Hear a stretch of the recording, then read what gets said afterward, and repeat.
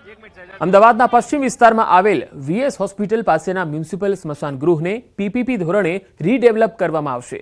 સ્મશાનમાં કચરા વ્યવસ્થાપન, અગ્નિદાહના ધુમાડાનું વ્યવસ્થાપન, અગ્નિદાહની પ્રક્રિયાને લીધે સ્મશાન ગૃહની અંદર અને બહાર વાતાવરણ યોગ્ય કરવાનું વ્યવસ્થાપનનું આયોજન છે। અગ્નિ સંસ્કારની પ્રક્રિયા દરમિયાન લોકો બેસી શકે તે માટે લેન્ડસ્કેપ ડિઝાઇન કરવામાં આવશે। જો કે શહેરમાં 24 સ્મશાન ગૃહ આવેલા છે, જેમાં વાડજ ખાતેના સ્મશાન ગૃહમાં ડેવલપમેન્ટની કામગીરી પૂરજોશમાં થઈ રહી છે। અન્ય સ્મશાન ગૃહ જેવા કે જમાલપુર સપ્તઋષિ સ્મશાન ગૃહ, સાબરમતી અચેર સ્મશાન ગૃહ તથા હાટકેશ્વર ખોખરા સ્મશાન ગૃહ, નરોડા સ્મશાન ગૃહને પણ ડેવલપ કરવાનો નિર્ણય કરવામાં આવ્યો હતો। વીએસ હોસ્પિટલની પાછળ વીએસ સ્મશાન આવેલું હતું, એનું 9 કરોડ 56 લાખના ખર્ચે કોન્ટ્રાક્ટરને ટેન્ડર આપણે આપેલું હતું। એ ટેન્ડર રદ કરી અને આપણે પીપીપી ધોરણે ટોરેન્ટ પાવરના લગભગ 18 કરોડના ખર્ચે અત્યંત આધુનિક આદર્શ મોડેલનું સ્મશાન ગૃહ બનવા ટોરેન્ટ બનાવી રહ્યું છે। સુરત ભાજપના મહિલા મોરચા વોર્ડ પ્રમુખ દીપિકા પટેલના આપઘાતનો મામલો રહસ્યમય બનતો જઈ રહ્યો છે। આ મામલે કોર્પોરેટર ચિરાગ સોલંકીની 3 કલાક સુધી પૂછપરછ થઈ। ચિરાગ સોલંકી ઉપરાંત ડોક્ટર અક્ષયની પણ પોલીસે પૂછપરછ કરી। ઉલ્લેખનીય છે કે આપઘાત પહેલા દીપિકા પટેલે ચિરાગ સોલંકી સાથે અંતિમ વખત ટેલિફોનિક વાતચીત કરી હતી। તેઓ પોતે તણાવમાં હોવાનું જણાવી રહ્યા હતા। દીપિકા પટેલનો મોબાઈલ ફોન ફોરેન્સિક તપાસ માટે પણ આપવામાં આવ્યો છે। ફોરેન્સિક વિભાગની ટીમે સમગ્ર ઘરમાં ઝીણવટભરી તપાસ હાથ ધરી। આ તરફ મૃતક દીપિકા પટેલના પરિવારજનોએ કોઈ પણ કારણ રજૂ કર્યું નથી। આ મામલે પોલીસ ઝીણવટભરી તપાસ કરી રહી છે। રાજકોટમાં મનસુખ સાગઠિયા પરિવારને મળવાનો જે મામલો હતો, કોર્ટમાં પરિવારને મળવા મુદ્દે તપાસના આદેશ છૂટ્યા છે। પોલીસ કમિશનરે આ તપાસના આદેશ આપ્યા છે। પોલીસ કર્મીએ પરિવાર સાથે મુલાકાત કરાવી હતી। પીઆઈ અને 2 કોન્સ્ટેબલ સામે તપાસના આદેશ થયા છે। પોલીસ કર્મીઓ સામે પગલાં લેવાય તેવી શક્યતા જોવાઈ રહી છે। મોરબીમાં રેન્જ આઈજી, જિલ્લા એસપી તેમજ ધારાસભ્યની ઉપસ્થિતિમાં લોક દરબાર યોજાયો। વ્યાજખોરોનો ત્રાસ અને કોઈ પણ પ્રકારની રજૂઆત મામલે લોકોને બોલાવવામાં આવ્યા હતા। આ લોક દરબારમાં અનેક લોકોએ પોતપોતાની અલગ અલગ સમસ્યાઓ અંગે રજૂઆત કરી। ધારાસભ્ય કાંતિ અમૃતિયાએ પોલીસને સાથે રાખી અને તમામ સમસ્યાના નિરાકરણની ખાતરી આપી હતી। પોલીસે અરજદાર કે ફરિયાદીને પૂરતો સાથ સહકાર આપવાની ખાતરી આપી। સાથોસાથ મોરબીમાં ટ્રાફિકના પ્રશ્ન અંગે પણ રજૂઆત આવી હતી। તેના માટે પોલીસ આગામી સમયમાં એક્શન પ્લાન તૈયાર કરશે, સમસ્યાનો ઉકેલ લાવવા પ્રયત્ન કરશે। 38 કરોડના ઉદ્યોગકારોના પૈસા જે ફસાયા હતા એમાં 19 કરોડ રૂપિયા પાછા આવી ગયા છે। એ સાથે સાથે આજે જે મિટિંગ કરી એમાં પણ અમુક લોકોને જે બીજા જિલ્લાઓમાં, બીજા રાજ્યોમાં જે નાણાકીય વ્યવહાર થયેલા હોય અને જે મુશ્કેલી પડતી હોય તો એને વધારે મજબૂત કરવા માટે અમે એસઆઈટીમાં 2 પીઆઈની વધારે નિમણૂક કરશું। હજુ અમારી પાસે 200 જેવી ફરિયાદો પેન્ડિંગ છે એસોસિએશનમાં અને ટોટલ 400 કરોડની એમાઉન્ટ છે। આ પણ એકી સાથે આપવા માટે આઈજી સાહેબે કાંતિબેન ધોળજીભાઈએ સૂચના આપેલ છે કે એકી સાથે તમે બધી અરજી આપી દો। સ્ટાફ ઘટતો હશે એસઆઈટીમાં તો અમે સ્ટાફ વધારી અને તુરંત આની પાછળ કાર્યવાહી કરશું અને જેમ બને તેમ ઝડપી રિકવરી થાય એ માટે તમામ પ્રયત્નો કરશું। એ પહેલી જમીનની અમારે જમીન વેચી હતી અને એમણે લીધી। બીજા 4-5 માણસો દ્વારા લખા કરાવી નાખ્યું। લખા કરાવ્યું એટલે કે બોલો કે આનો જો લખત તો કે 85 લાખ તો કે 20 લાખ આવ્યા અને પાછળ બાકી અમે 3 માસમાં હાલી દઈએ। 3 માસમાં હાલી દઈએ તો અત્યારે 4 વર્ષ ઉપર થઈ ગયું છે તો આપતા નહીં કે મને તો એ જે રજૂઆત કરવા આવ્યા એ બચારા એવા માણસ હતા કે એને આપણે હેલ્પ કરવી પડે અને એમાં મને કહેતા પણ આનંદ થાય કે અત્યારે નવો મુદ્દો આવ્યો, માનો ફરિયાદ કરી હોય ચેક નાખ્યો હોય તો એમાં પણ ડિપાર્ટમેન્ટ એને હેલ્પ કરશે। બાંગ્લાદેશમાં હિન્દુઓ પર અત્યાચારનો મોરબીમાં વિરોધ કરાયો। હિન્દુ અસ્મિતા મંચે કલેક્ટર કચેરી બહાર એકત્ર થઈ શાંતિપૂર્ણ રીતે પ્રદર્શન કર્યું। બાંગ્લાદેશમાં હિન્દુ સમુદાયની રક્ષા કરવાની માંગ સાથેના બેનરો દેખાડવામાં આવ્યા। હિન્દુ અસ્મિતા મંચે આ મામલે પ્રધાનમંત્રી મોદીને પત્ર લખ્યો, જે મોરબી કલેક્ટરને આપવામાં આવ્યો। બાંગ્લાદેશમાં હિન્દુઓની રક્ષા કરવા અને પીડિતોને ન્યાય અપાવવાની રજૂઆત કરાઈ। સાથે જ આ મુદ્દાને ગંભીરતાથી લઈ યોગ્ય પગલાં ભરવાની રજૂઆત કરાઈ। મોરબી જિલ્લાના તમામ હિન્દુ સંગઠનો દ્વારા કલેક્ટર શ્રી દ્વારા ભારતના માનનીય વડાપ્રધાન શ્રીને આવેદન આપવામાં આવ્યું છે કે આમાં ડિપ્લોમેટિકલ વર્ક કરી અને જે કાંઈ કરવું પડે એ યોગ્ય કાર્યવાહી કરી અને ત્યાં વસતા હિન્દુઓ ઉપર જે અત્યાચારો થઈ રહ્યા છે તેમને રોકવામાં આવે। ખાસ કરીને ત્યાંના ઘરમાં પુરુષોને મારીને બહેનો ઉપર અત્યાચાર ગુજારે છે અને તેને ધર્માંતરણ કરવા માટે દબાવ આપવામાં આવે છે। તો ખાસ કરીને અત્યાર સુધી આશરે 10,000 જેટલા બાંગ્લાદેશમાં હિન્દુ માતાઓ બહેનો ઉપર અત્યાચાર ગુજારીને તેટલા આશરે એટલી સંખ્યામાં હિન્દુઓના માતા બહેનો ઉપર અત્યાચાર ગુજરી રહ્યો છે. તો અમારી એક જ માંગ છે કે તેના ઉપર રોક આવે અને હિન્દુઓને ટાર્ગેટ ના કરે. રાજ્યના વધુ સમાચારો પર નજર કરીશું. હાલ રોકાઈશું એક બ્રેક માટે.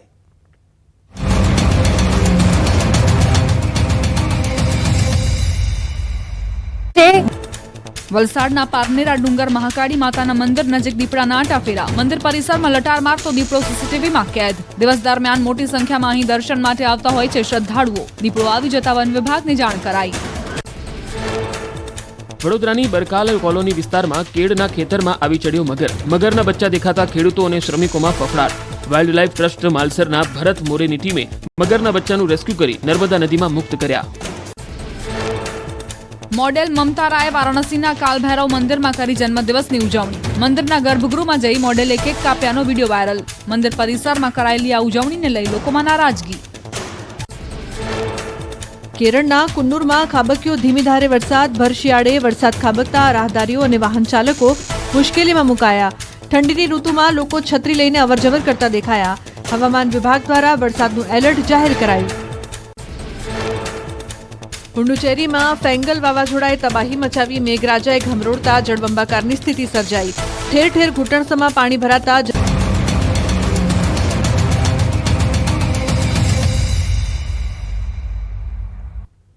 Welcome back. રાજ્યના અલગ અલગ વિસ્તારોમાંથી આવી રહ્યો છે એક જ અવાજ, પાણી આપો, પાણી આપો. કારણ કે શિયાળો જામી રહ્યો છે. ખેડૂતો રવિ સિઝનના પાક લેવામાં જોતરાયા છે, પણ હવે પાકની માવજત માટે જરૂરી પાણી જ નથી. ક્યાંક કેનાલો ખાલી છે, ક્યાંક ખખડધજ છે, ક્યાંક કેનાલોમાં 10 ફૂટ ઊંચા ઝાડવા ઉગી નીકળ્યા છે. એવામાં કેનાલની સાફ સફાઈના ભાવે તાથી સિઝનથી અળગા રહેવું પડે એવી નોબત આવી ગઈ છે.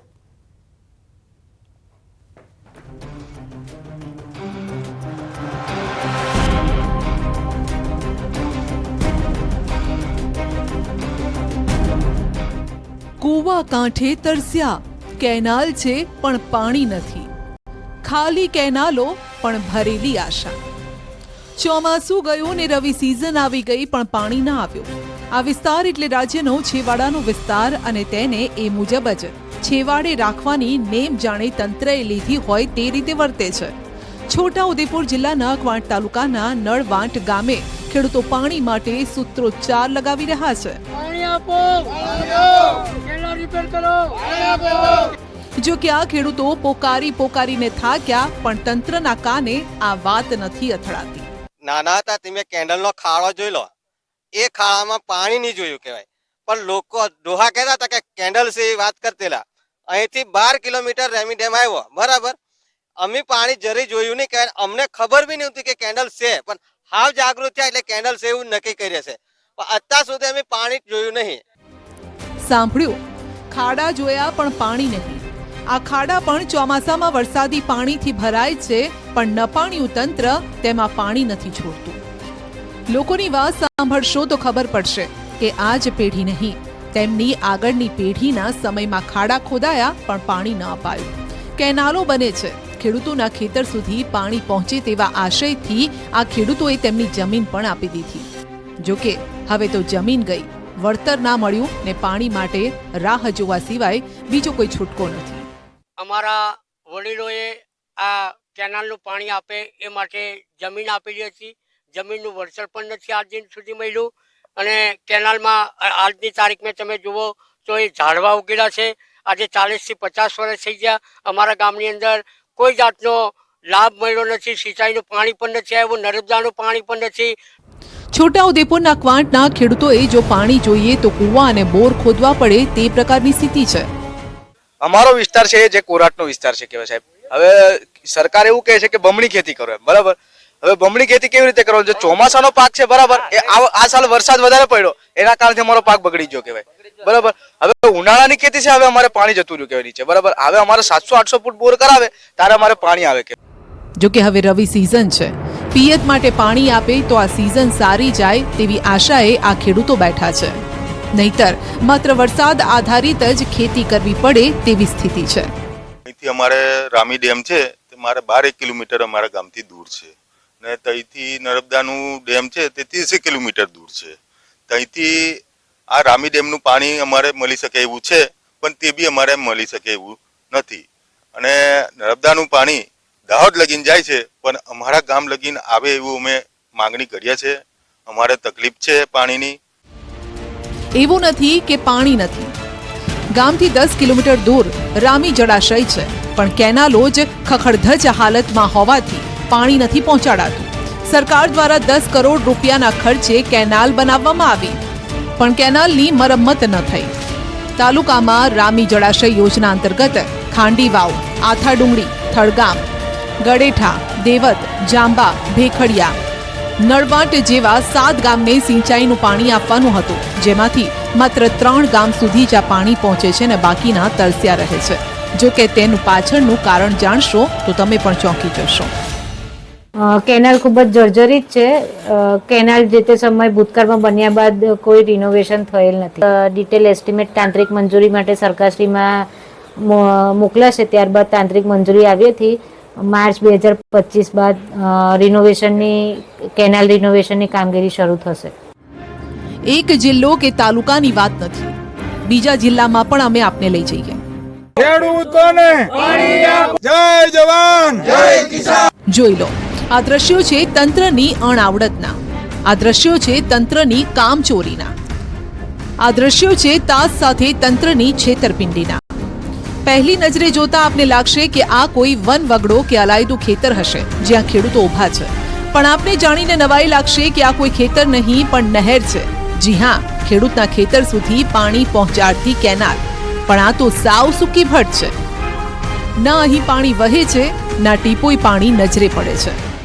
જામનગર જિલ્લાના જોડિયા પંથકમાં આવેલા ઊંડ એક સિંચાઈ યોજનાથી ખેડૂતોને જે પિયત માટે પાણી પૂરું પાડતી કેનાલ છે, આ કેનાલ બનાવવામાં આવી ત્યારબાદ સફાઈને લઈને ખેડૂતો બુમરાળ કરી રહ્યા છે, કારણ કે સફાઈ નથી થઈ. હાલ શિયાળુ પિયતનો સમય પાકી ગયો છે, ત્યારે પણ જે પ્રકારના દ્રશ્ય આપ જોઈ રહ્યા છો, અહીં જે કેનાલ છે આ કેનાલમાં ખેડૂતો ઊભા છે. આ વિસ્તાર એટલે રાજ્યના કૃષિ મંત્રી રાઘવજી પટેલનો મત વિસ્તાર. જામનગર જિલ્લાના જોડિયા પંથકમાં આવેલ ઊંડ એક ડેમ હેઠળ હરિયાણા સહિતના આસપાસના 18 થી વધુ ગામને પિયતનું પાણી પૂરું પાડતી આ કેનાલ છે, જે સાફ સફાઈની રાહ જોઈ રહી છે. રવિ સિઝનની શરૂઆત થઈ ગઈ છે, પરંતુ કેનાલ સાફ ન થઈ, જેના કારણે જામનગરના ખેડૂતોએ કેનાલમાં ઉતરીને વિરોધ નોંધાવ્યો. હરિયાણા, લીંબુડા, વાવડી, નેસડા, સોયલ, નથવડલા, રાંગડા વગેરે 18 ગામોમાં સિંચાઈ પાણી પૂરું પાડે છે. તો આ દર વખતે કેનાલમાં પાણી પણ મોડું આવે છે અને સફાઈમાં ટાઈમે ન હોય, એનું બાંધકામ પુલિયા તે તૂટેલા હોય. તો અમે આજથી 1 મહિના પહેલા જ રોલ એની કાર્યપાલક ઇજનેરની કચેરી ખાતે ખેડૂતોને મીટિંગ કરેલી, ત્યારે અમને બાંહેધરી આપી હતી 1 તારીખે પાણી મળી જશે. હજી કોઈ પાણી છોડવાનું ઠેકાણું નથી. વર્ષો વર્ષ એવું જ થાય છે કે જ્યારે પિયત પૂરું થવા આવે ત્યાં પાણી છોડે, તો એ પાણી શું કામનું? અટાણે ટાઈમે કઈ પાણી છોડતા નથી આ લોકો. અત્યારે ખરેખર સિઝન અટાણે પૂરેપૂરી હાલે છે વાવેતરની, બરાબર છે. તો હજી 1-1.5 મહિને પાણી છોડે તો 1.5 મહિના પછી વાવેતર કેવી રીતનું થાય? અધિકારીઓ એવી જવાબ આપે કે કેનાલ તમે તમારી રીતે સાફ કરી નાખો, અને અમે આ ભવિષ્યમાં 2-4 વખત કરી છે કેનાલે અમે તમને એની મજૂરી આપી દેશું. કોઈ મજૂર નાખીને અમે કરાવ્યું, કોઈ દી મજૂરી આવી નથી, અને અધિકારીઓ એ બિલ ઉધારીને ખાઈ જતા હોય. બીજી તરફ અધિકારી પણ 15 ડિસેમ્બર સુધી સફાઈ કામ થશે તેવું ગાણું ગાઈ રહ્યા છે. ઊંડ એકની કેનાલની સફાઈ માટેની કામગીરી શરૂ કરાવી દીધી છે, અને એમાંય આપણે કેટલી તારીખે જણાવ્યું છે ને? 15 ડિસેમ્બર પછી પાણી છોડવાનું આયોજન છે, અને ત્યાં સુધીમાં અમારી કેનાલ રેડી હશે. આ તરફ દેવભૂમિ દ્વારકા જિલ્લામાં પણ હાલ શિયાળુ પાકનું વાવેતર થઈ ગયું છે. બીજી તરફ કેનાલોની સાફ સફાઈ પણ થઈ ગઈ છે, પરંતુ પાણી નથી આવ્યું. જો પિયતનું પાણી આવે તો પાકને ફાયદો થાય. ખંભાળિયા પાસે આવેલ ઘી ડેમમાંથી પાણી છોડાય તો ખંભાળિયા તાલુકાના રામનગર, હર્ષદપુર, કુવાડિયા સહિતના 6 થી 7 ગામને ફાયદો થાય તેમ છે. હર્ષદપુર છે, કુવાડિયા છે, તે બધા ગામમાં પાણી મળી રહે અને શિયાળુ પાક સારો થાય. અત્યારે નેર કેનાલ કમ્પ્લીટ સફાઈ થઈ ગયેલી ભાઈ, તો અત્યારે ચાલુ થઈ જાય તો ઉનાળાનું પાણી, કૂવાનું, બોરનું બધું અત્યારે બચી જાય. શિયાળુ પાકમાં મોટા ભાગનું વાવેતર થઈ ગયું છે. અટાણે આ ઘી ડેમમાંથી જો વહેલી તકે પાણી છોડે તો અમારે વહેલી તકે આ બધા પીચ થાય અને અમારે આ કેનાલમાં 4-5 ગામ આવે છે બધાય. આ તરફ સાવલીમાં પણ છતે કેનાલે ખેડૂતો મહાસંકટમાં છે. પાણી વગર પાક સુકાઈ રહ્યો છે. સુકાયેલા ખેતરના આ દ્રશ્યો છે વડોદરાના સાવલીના. અહીં સરકારે નર્મદાની કેનાલ તો નાખી, પરંતુ રવિ સિઝન પહેલા તંત્ર આ કેનાલમાં પાણી છોડવાનું ભૂલી ગયું. કેનાલ સૂકી રહેતા જર્જરિત બની ગઈ છે. ઉપરથી કેનાલ રિપેરિંગનું કામ પણ ગોકળ ગતિએ ચાલી રહ્યું છે, કેમ કે કેનાલમાં પાણી છોડવામાં આવે તો જ પાક કંઈ થાય તેમ છે. કપાસ, તંબાકુ, શાકભાજી, ઘઉં, ડાંગર સહિતના પાકનું અહીં વાવેતર થયું છે, પરંતુ પાણીના અભાવે પાક સુકાવા લાગ્યો છે. 3 વારના એરિંડા કર્યા છે. વરસાદ બહુ કારણે અમારા 3 વારના એરિંડા ઘટાડ્યા છે. અત્યારે રવિ પાકનો સિઝન આવી ગયો છે. એના માટે સરકારને અમને વિનંતી છે, કેનાલની અંદર પાણી છે નહીં ને વહેલી તકે અમને પાણી આલી દે તો બહુ સારું છે. ને સરકારને મારે વિનંતી છે કે કેનાલ મેં ઝટ પાણી આલી દે તો બહુ સારું રહેશે ને અમારું જીવન અમે ગુજારી શકીશું. જો કે રાજકોટમાં અહીં તો અવળી ગંગા વહી રહી છે, કારણ કે કંઈક અલગ જ દ્રશ્યો અહીં જોવા મળ્યા.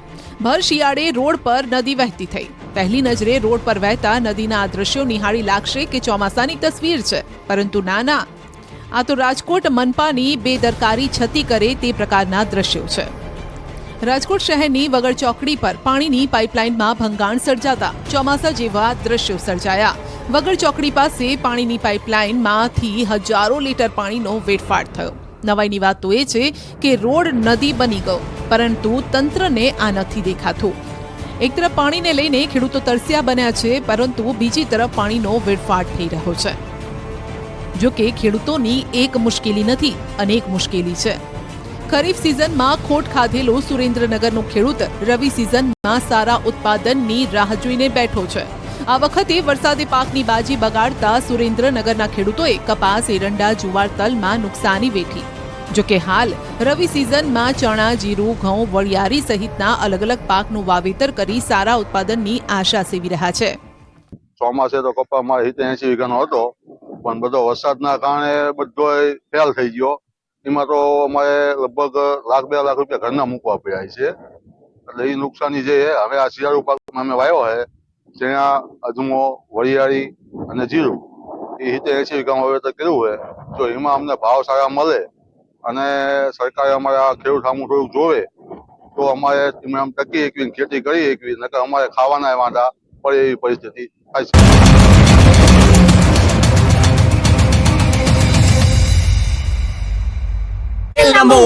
BZ ગ્રુપે 6000 કરોડ રૂપિયાની